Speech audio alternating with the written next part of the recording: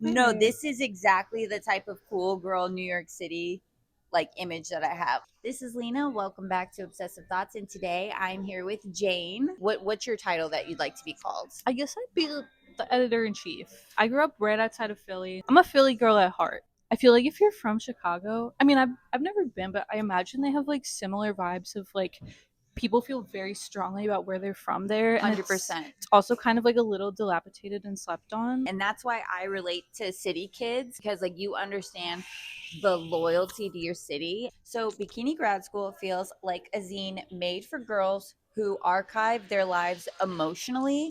So what made you want to start it instead of making a traditional publication? Like why a handheld zine? Being like a working class person who's trying to find a creative outlet, I've always really loved zines because they're like so accessible, so cheap to produce and make, and obviously like the punk culture around all of that is also very cool and kind of like something that we've lost in like the Mark Zuckerberg New World Order. But I think we're coming out with a full publication in the fall. So we launched our mail club this past year where we make zines every month, and before that we were coming out with the zine like every 2 months. And for a while I just wanted Bikini to, before I was in New York too, like I wanted to figure out what it was before it was like this higher barrier to entry. Now that I feel like we've been like building, we've been around for 2.5 years now. Nice, very nice. Our aesthetic and our point of view has become a lot more clear. I feel more confident moving forward, like getting into everything and making like a higher price point of entry, showing that people do care and that like it is something that they want to engage with and like Yeah. spend money on and things like that. The nostalgic feeling of a zine is something Yeah. that obviously all the trends are coming back from like 10 years ago. Like I grew up on like the Teen Vogue J14 Yeah, Tiger like Beat wait, but fun that's stuff. all we had. We all were consuming the same content essentially. Like we were all getting the same magazines, the same movies we were watching, the same Yup. TV shows. So it was kind of Mhm. like across the board. That's how you knew about pop culture or culture, like trendy things in general back in the day. Yeah, absolutely. So there's definitely that aspect of like trying to recapture that kind of really fun, nostalgic aspects to it, but also acknowledging that we exist in a different world and we consume media in a different way, and Mm-hmm. kind of like figuring out what the next part of that is going to be, and also bridging that gap between the analog and like you got to play the digital game. It's a big part of it. Why do you think zines still matter in an era where everything already exists online instantly? I mean, like you said, like all things old become new again, and it is like a trendier thing to get into zine culture. But I feel like being online and having everything at your fingertips, it's like not super different than zine culture, because I mean zines were originally made to broadcast your voice in a really cheap way because you couldn't do that in any other way. 100% agree. Now we're able to do that in such like an easy and fast kind of way. I feel like we're getting back to a point where we need zines again because of the fact that how do we like what are the channels of our communications, like, oh, they're owned by giant corporations. Damn the man, bring it down. And that's why zines are important because it creates a space, people that are interested in something that's not being force fed to you. I mean, that's why zines are really cool to me. And you also tied it into the punk culture, which is super important to me. There's kind of like some rebellion in a zine too. Yeah, absolutely. Do you think niche media is becoming more important now? Yeah, I absolutely. I was talking about this the other day with one of my friends too, about how when you would go viral, like even 10 years ago, it put you on Ellen. Like it was like a notable thing that would happen. And now, like, so many more people are online, and virality is such a more commonplace thing that your audience is able to be so much bigger, and so many more creative people are able to support themselves without being like, you don't have to like, so to speak, like pimp yourself out, because Absolutely. you can have like 250K and be just kind of a normal person who pays your bills from making your art on the internet. I just feel like we're existing in a place where the internet has changed so much, and I've had a frontal lobe for like a longer amount of time to see the change and like kind of move with it. There's a shoe for every foot, and I think that the bigger the internet gets, like people look more to these niche communities because it's like so expansive and Right. huge too. anytime you're exposing yourself online, even making like a video and putting your face, you're vulnerable at some point. So I feel like these kind of niche communities make them feel safe and more like understood. Like it kind of creates a safe space to lean into more your authentic self, maybe your weirdness perhaps, Yeah, that opens up your door to like get weirder. and like the wanting to go viral. Do you feel like that's kind of a thing too? Like people are doing things like crossing their fingers, like wanting to go viral to have their moment. Anyone that posts something online, I'm so sorry, and they're like, I never in a million years expected this to blow up. It's like you did a little But bit. you did. No, And it's I so don't much buy that. I fun. don't buy that coy kind of like I'm so shy. Right. I mean, it's literally how it's designed. I don't necessarily think it's like, I don't know, a shameful, negative kind of thing. Because, like, if you think about it in the sphere before we have the internet, you want people to see your stuff. You want, like, Absolutely. to make it in this way. And perhaps the internet is a little more grassrootsy because, in theory, people can find your thing and you can become viral and make it and do your art and stuff like that. What advice would you, just because like we're in the thick of it talking about it, what Yeah. advice would you give if somebody was like considering like maybe putting themselves out there, showing something they made or something they wrote? You know what I mean? Like, do you have any advice for people like that? I would try to draw from like taking inspiration from core sources that don't already exist as much. Like taking inspiration from like weird movies or like conversations that you have with friends that are weird. I would definitely encourage to like look for more organic sources and then come back to it because I feel like if you build on things that are already kind of like trendy and mainstream, then what are we doing? Like even if 100% agree. yeah, like even if you do gain traction from that, it's like fundamentally powerful. And then there's also the aspect with creative people that I think can be challenging and I think takes time and experimentation of don't think of it as a negative to merge how can I make this art that I make digital. Most creative people make things that are static, Hmm. and there are ways to bridge the gap that you just need to get creative about and like putting that online. You're so down to earth, by the way. Oh, You really thank are. She's just you. like a cool, down to earth, I love that like friend. compliment. No, absolutely. And I 100% mean it. A lot of people associate, like we were talking about, print with nostalgia. Do you think Bikini Grad School is nostalgic or trying to create something new entirely? I mean, we're absolutely nostalgic. 100%. That's what so much of bikini is like based on, and a lot of bikini is based on like this yearning for this analog time that we had growing up. That was able to experience it, like they want that simplicity back, like they want Yeah, that quietness back, they want like the closeness back. a lot of bikini we talk about like girl culture, what it means to be a girl, and so much of that is based in nostalgia and based on Right. this like time of discovery where you just kind of like liked things without trend, and it just felt very like organic and new. I think we are making something a little new in that I think a lot of Bikini being a magazine, it exists like on a social media sphere because people aren't just reading magazines, people are using social media more, and I think that we're trying to like bridge the gap between the two Compliant with the rules but still holding true to like your vision.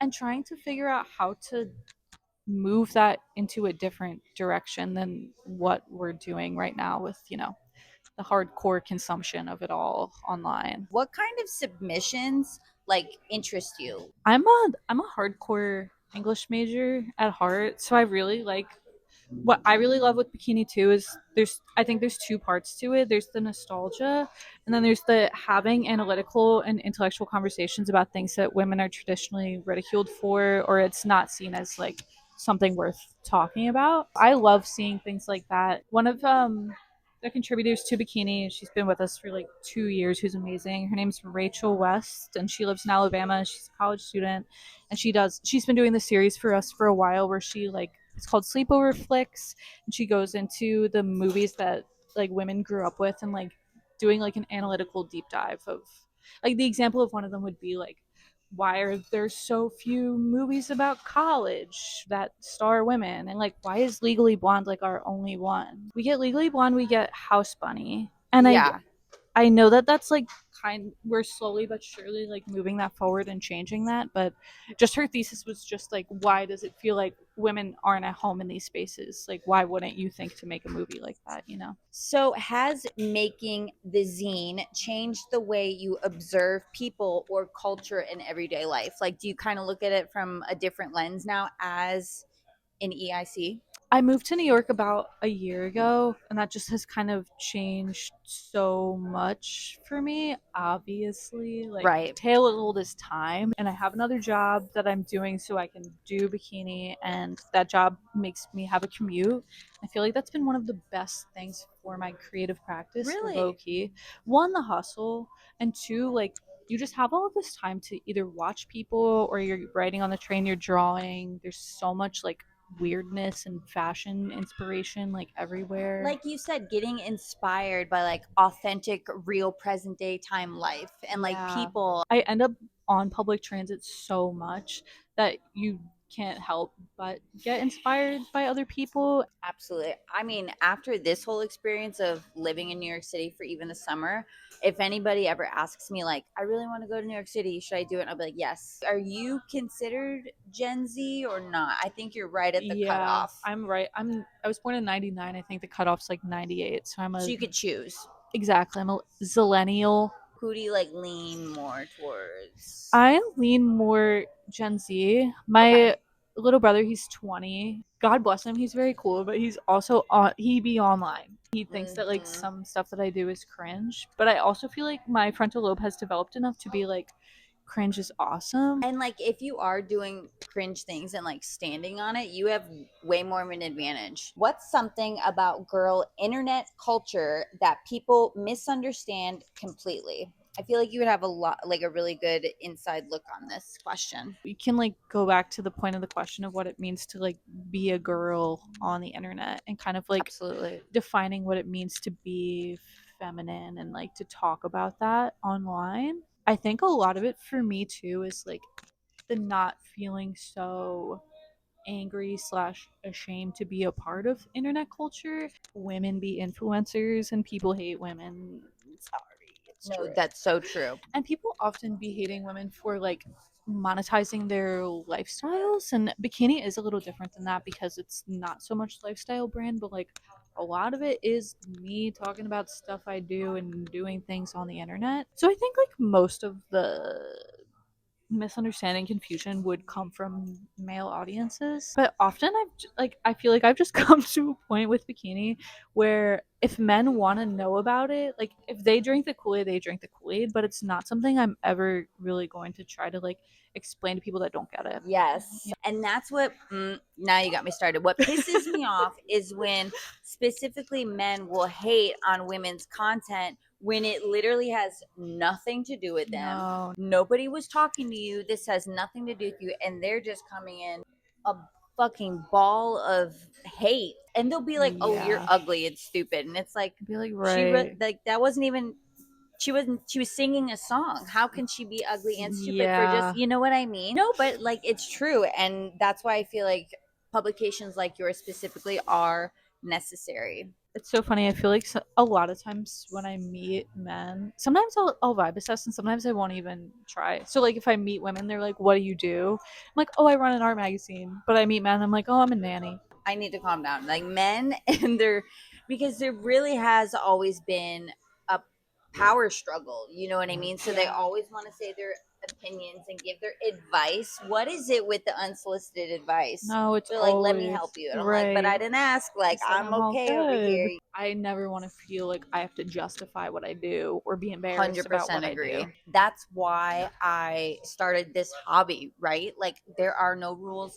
We have the ability to do things like this with no rules, with no one to answer to. So, would you say that the internet inspired you, or was it like nostalgic movies and magazines? Like, which one kind of was it?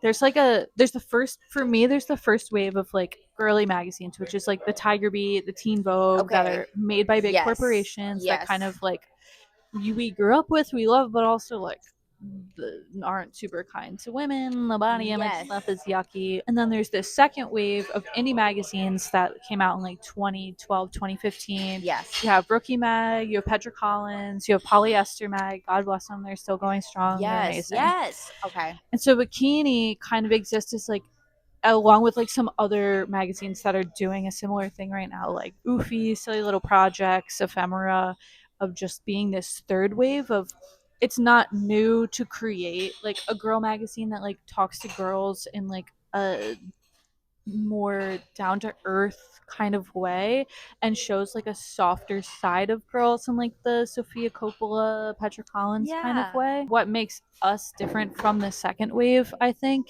is that the internet is a big part of it, and that like the second wave Rookie Mag existed in like the Lena Dunham blogosphere that has kind of fallen to the wayside now. And so what we're doing is like shorter form content that's also like able to be more visual, and also just like they were doing, just figuring out the landscape and figuring out how to find your audience and like what it means to be a girl changing with like the time changing. Do you cover pop culture at all or like mainstream stuff? We do, and it's something I'm trying to get a little more into, but I'm gonna need to outsource that a little more, because more of what I like to do and make is talk about things that exist within my little world and do weird photo shoots and focus on design. Yeah. Whereas often I get pop culture fatigue of like, I just can't keep up with all of the shit that's going on all the time and Yeah, also have an dude. opinion about it. I totally understand what you mean. And there is, but you know what? I think it starts a conversation. Like say your point of view on like pop culture stuff. You know what I mean? Like maybe somebody else has to have that opinion. You know what I mean? Like Yeah, there really is no original thought or opinion kind of thing. So like somebody will be like, "Yeah, I vibe with that." Like that's so true. yeah. I love pop culture, but usually what I want to talk about is like this like a Lifetime movie from like 2012 that's like really bad. Like I have my own world that I exist in that I want to talk about, that Stop it I right have. now. I love Lifetime Yes, movies. dude. Stop, Okay. like Girl in the Basement, Girl in the Shed, like all those movies. Yep. Run all of Uh them. huh. I love them. Like, Yes. but like niche topics like that, like, Yeah. dude, you a huge fan. You know what I Okay, mean? period. For Like, our mail club, I send out zines that I make every month, and you can choose what different zine series you want. One of my favorite ones that we make is called D-List Connoisseur, where I take like a Lifetime Hallmark movie and I kind of just like give a funny review about it and my yes, personal thought. I like take a deep no, dive. like Yes. purposely, that was like one of the things me and my weird friends did in high school. Like we would watch the worst rated Yes. movies, but we would enjoy them. Like that was our Oh, thing. We wouldn't do it to like make fun of, like we loved consuming that. We were like, yeah. this is so bad, it's like good. You There's know a what I mean? whole community of people that love that too. I think we're gonna make like a Substack of it too for people that don't want to get the physical one and would rather like hear it or read it digitally, because a lot of it is like me being silly funny talking about the, I mean, some of it the writing is like funnier if you hear me say it. Are you hoping that girls maybe like collect your zines and make like collages? I would love that. I mean, Yeah. part of what, another shameless plug, what we do for the mail club, another zine that we make is called Feed My Junk Journal, where it like literally gives you journal inspiration to cut up and use. But I like to think that all of our zines can be like that, and that's a really big part of how I grew up and my Yeah, creative no, process. I didn't And want you guys to get offended like if somebody did take your magazine and made a collage out of it, no, you know? So it's yeah. okay to like kind of dig in and feel inspired directly from the Oh, source. absolutely. I mean, all art is just like using other people's art to make your art, and Truly. there's just, everybody makes collages. There's such a low threshold to that creativity. So cut it up. I have absolutely no issue with that. Like that Yeah. makes me happy. And send it to Jayne. Let her check it out. Yes, Sometimes people just need a prompt to get inspired. totally. You know what I mean? I feel like that's really helpful for people that are stuck and that like they're blocked off from releasing whatever it is creatively, and like whether it's a positive or negative. Like sometimes, like I said, a simple journal prompt or like activity is all it will take to kind of clear that pathway. And that's what I really love and want to do with Mail Club is that it comes out once a month. So just Okay. working that into your creative practice of being like, oh, I know this is coming this day. I can have my journal day, blah, blah, blah. Because, girl, I'm a Virgo. So I'm very like, I like a lot of lists. I like a lot of structure. And I'm very into like building habits into my routine so I continue to like work on them. I And see. having creativity is something that comes at a consistent time and it's something that you won't miss if you like have a time where it comes back to back to back. Where did Bikini Grad School? What is the name? Tell us about the name. I just have been, I mean, I'm less of like a little punk now, but back when I was more of a little punk and I wanted to like make like a Bikini Kill band where I drummed, I came up with a list of crazy names, Okay. and that was one of the names on the list. I think it super fits like what we want to do. I feel like bikini's big thing is to kind of like give validation to like being a bimbo.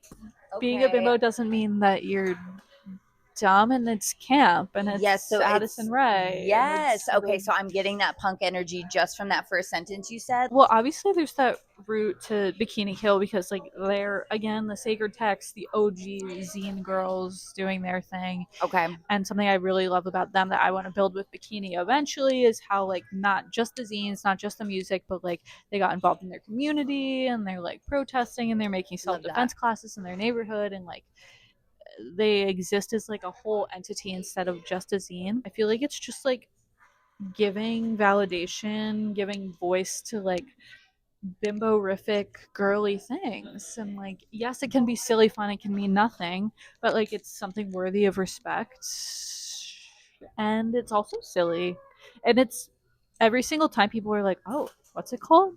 I'm like, yeah, it's Bikini Grad School. A funny one I've heard from someone, a man, Oh, before, of of course. being like, oh, well, I went to Bikini undergrad. I'm like, you know what, that's pretty good. That was funny. Like I'll probably throw that one in. I'll steal it as my own at some Game point. recognized game on that one Yeah, because that was sure. like No. that was kind of funny. I hate to admit it, but that was Yeah, yeah, yeah, good. yeah. Who do you want to check out Bikini Grad School? Like, who is it? Who's your target audience? I know it's meant for everybody, but who are you trying to like appeal to? Like, who do you really think would get the most out of reading it? Who we to answer this in like kind of a backwards way, who we end up appealing to is people kind of like you and me, of kind of like the zillennials that miss this analog childhood, that resent this digital adulthood, and are trying to like bridge that gap and come back to Yes. it. Okay. But my dream demographic is like the 15-year-old 16-year-olds who are finding this for the first time and being like, whoa, this world Okay. exists, like, whoa, this archive of like cool stuff and weird movies and weird music exists. Like I want it to be for me when I found Rookie, or like when I found Philly when I was like 15, of being like, I and love that. I can yeah, totally see that happening because like what you're standing on is gonna hold till the test of time. So I have faith. Like,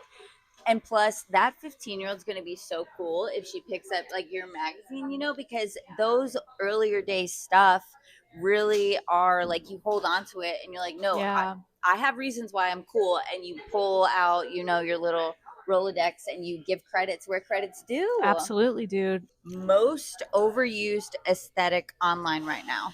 Clean girl. I'm sorry, clean girls, but it's clean girl. Physical books or Kindle? Physical book, easy.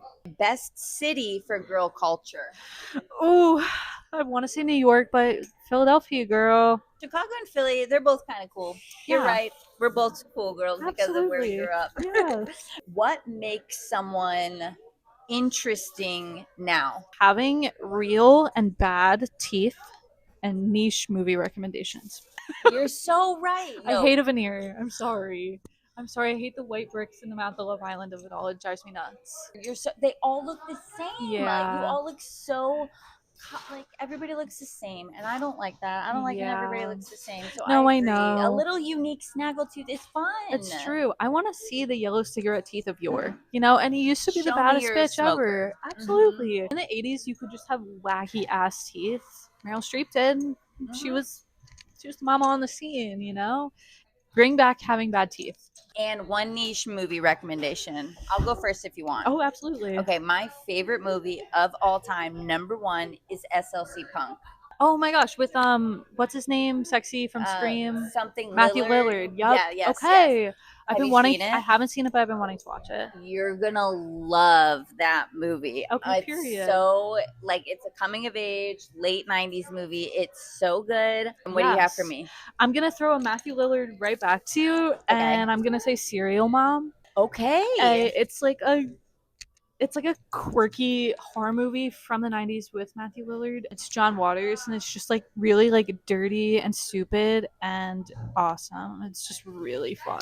Where can people check you out? What are your socials? What is the website? What you got going on? Yeah, bikinigradschool.com. Bikini Grad School is just the name of all of our stuff because nobody else is Bikini Grad School. It's not a very common place name, so you can just Google us. Oh my God. Well, thank you so much, Jayne, for Oh, talking to thank you, dude. me. This was so wonderful. I know. Well, have a great rest of your day, and we'll see you guys next time. Thank you.